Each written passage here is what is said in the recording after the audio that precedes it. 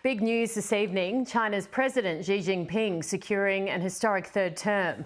It comes a week after terrifying headlines. The Chief of United States Naval Operations, Mike Gilday, was asked about official US assessments that China was building towards the seizing of Taiwan by 2027. His response, we have to talk about a 2022 window. Yes, he thinks they could invade before the year is out.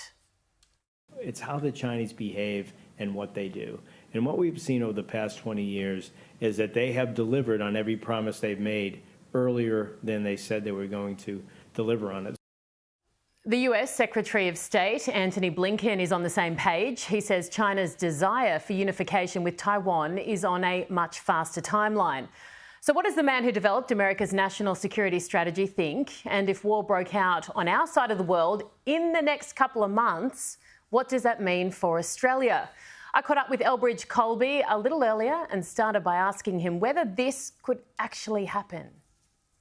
Well, it certainly got my attention. I mean, Admiral Mike Gilday, the Chief of Naval Operations, he's not known as a sort of a bomb thrower. And I mean, he explicitly said that he couldn't rule it out in the coming months. And that came after the comments from Secretary of State Tony Blinken, also not considered a flamethrower, saying that Xi Jinping had moved up the timeline for unifying with Taiwan, which would have to be forcible. So, I mean, I think Peter Jennings in the Australian put it quite well. I think where it's sort of just under the surface in a lot of the American defense and national security establishment, there's a very distinct intensification of the concerns about Taiwan in the near term.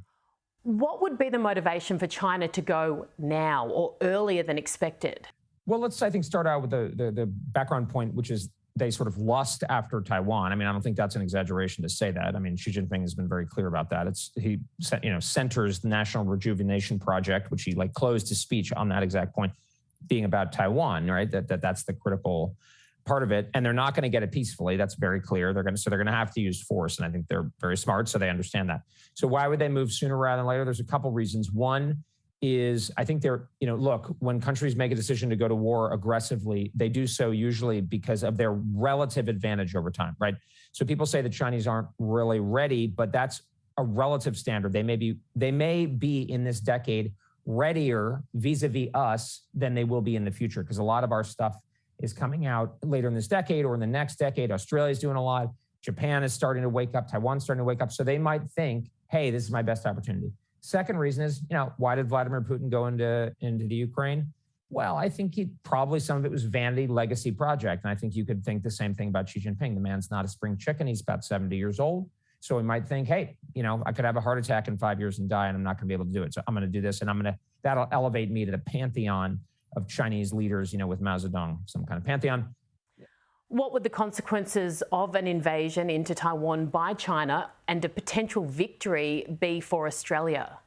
Well, I think if we lost, it would be exceptionally grave for Australia. I mean, there are people in Asia I talk to, serious people, who say if Taiwan falls, the whole thing is cooked. Because if you're in Manila or Hanoi or Jakarta even, you're going to be like, I'm going to cut a deal with China.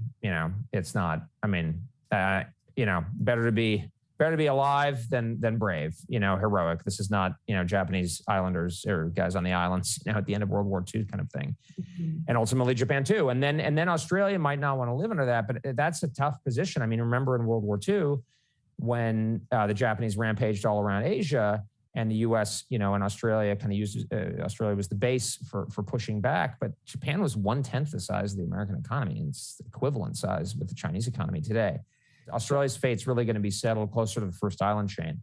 If there's a fall, it's going to be over. I don't want to say. I mean, I think this is how seriously I'm taking it. I don't think we can rule out that Taiwan will fall, especially given how little urgency Taiwan itself has, and we need to be prepared for that.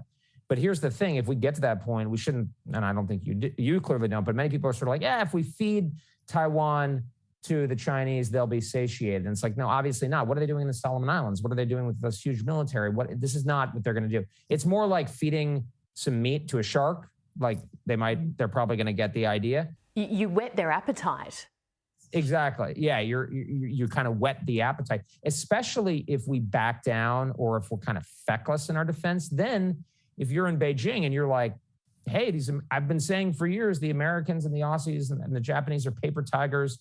They're worthless. If we push them, we can push them around." Then that you're going to have the upper hand in the argument. That's going to be very dangerous, and we're going to have to really be quite extreme in pushing back at that point, and in a worse position to do so.